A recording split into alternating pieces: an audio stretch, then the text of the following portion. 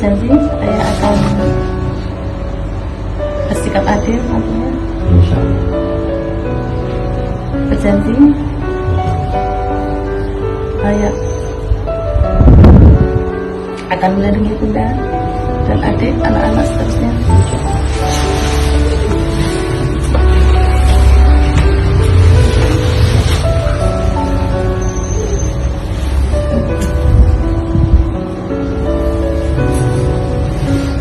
Bismillah.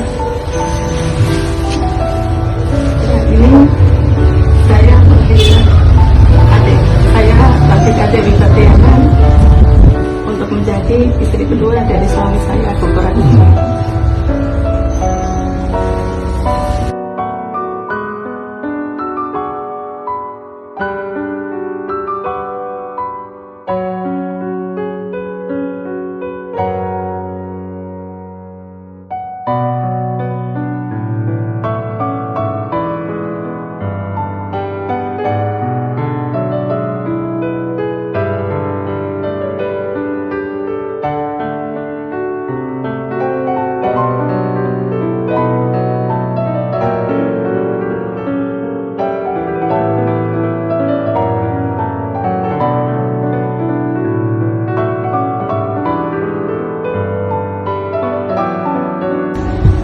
Berjanji saya akan